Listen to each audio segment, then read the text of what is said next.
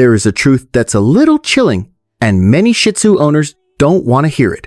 Your dog may be lonely, even when you think you've done everything right. Not because you're a bad owner, but because Shih Tzus are a breed that lives more on emotion than on schedules, and their loneliness is rarely loud. I've raised, lived with, and worked through behavior issues with Shih Tzus long enough to realize something deeply uncomfortable. Shih Tzus don't act out. When they're sad, they slowly go quiet. They don't destroy things for attention the way some other breeds do. They change very subtly. So subtly that it's easy to miss. Until one day, you suddenly notice the dog in front of you isn't the same dog you had a few months ago. Have you ever noticed some Shih Tzus barking in a very strange way? Not barking at strangers, but barking right after you leave for work or during very quiet hours. That's not guarding behavior. That's the brain trying to release built-up tension. For Shih Tzus, barking isn't bad behavior. It's a sign that their nervous system is understimulated and deeply lonely. Then come the behaviors that frustrate you. Chewing things, scratching furniture, biting shoes. But try putting yourself in the position of a small dog, spending the entire day with no structure, no purpose, no interaction. Destruction isn't rebellion. It's a way to kill time inside a mind that isn't being used. Shih Tzus are very intelligent, but intelligence left empty will always turn toward things you don't like. There's another sign I see many Shih Tzu owners misunderstand. They suddenly lose interest in play. Not laziness, not age.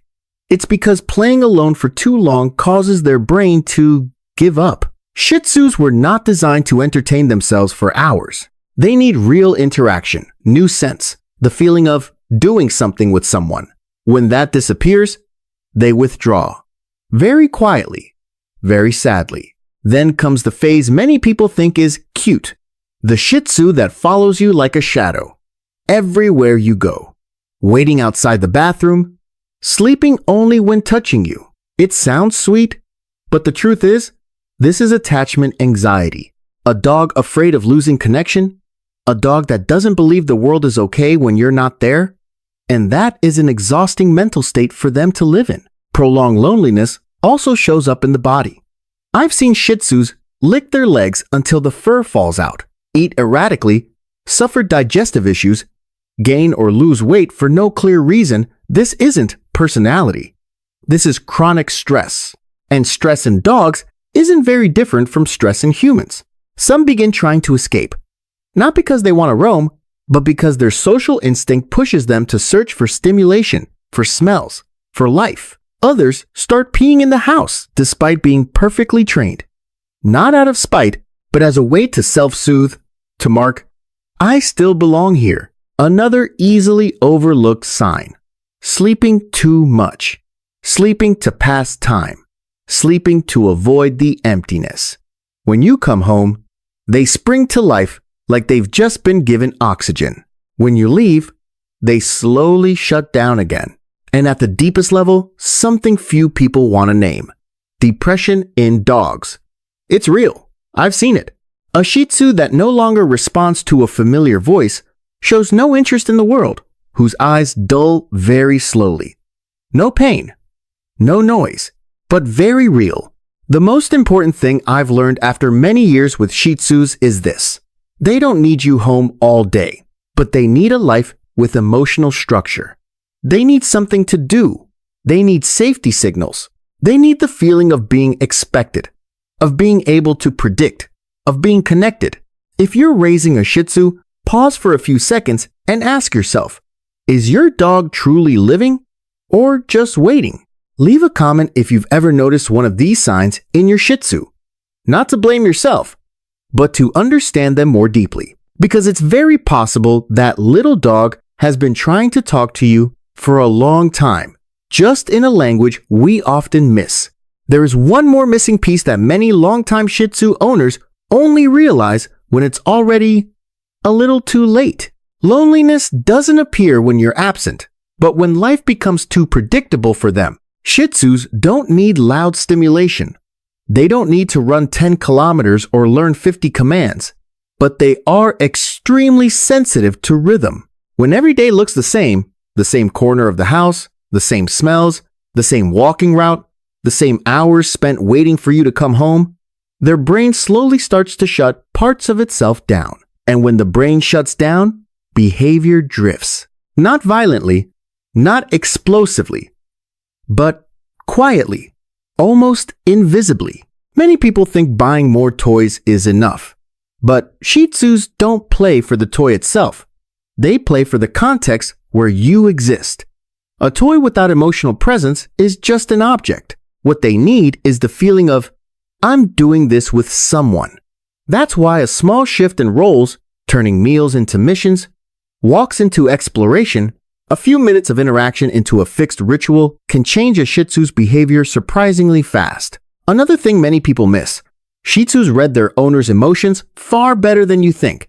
If you live in constant tension, rushing, irregular schedules, they learn to tense up with you. And when you leave, that tension doesn't disappear, it lingers in the space. Dogs don't understand deadlines, but they understand uncertainty very clearly. Many Shih Tzus aren't lonely because they lack people, but because they lack a stable sense of safety. Socialization matters too. Shih Tzus may be small, but they're not a breed that only needs their owner.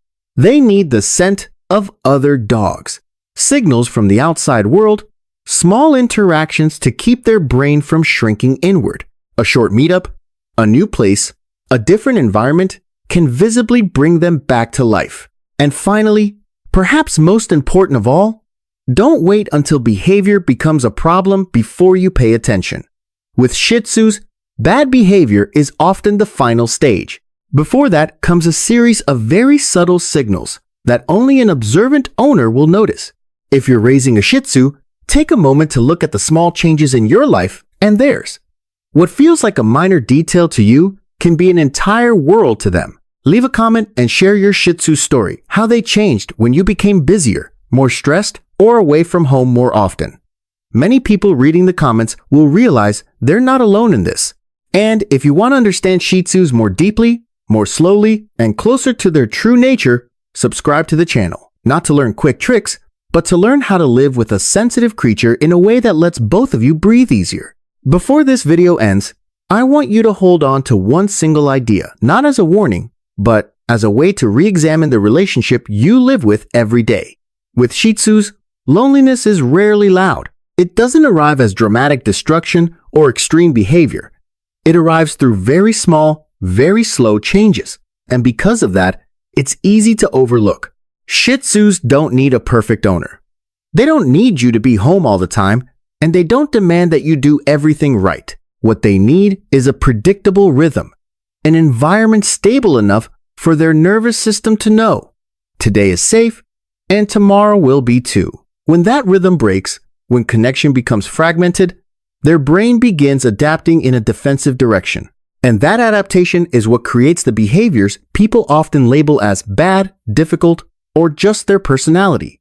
It's important to understand that behavior never appears on its own. It is always the result of context. A Shih Tzu that barks excessively, clings, eats irregularly, sleeps all day, or withdraws isn't weak. It's trying to survive in an environment missing the social signals this breed needs. They don't know how to complain. They simply adjust their body and behavior to cope. And when loneliness lasts too long, that adjustment becomes a fixed state. Raising a Shih Tzu, in the end, isn't about controlling behavior to meet a standard. It's about becoming a stable safety signal so your dog doesn't have to stay on constant alert to the world around them. When you give them meaningful things to do, quality presence, and the feeling of being expected and able to predict what comes next, many problems settle on their own without punishment or force. If there's one thing I hope you remember after this video, it's this. Don't wait until your Shih Tzu has a problem before you start paying attention. Observe while everything still seems calm. It's in that quiet space that you'll see most clearly whether they're truly okay or slowly disappearing from themselves.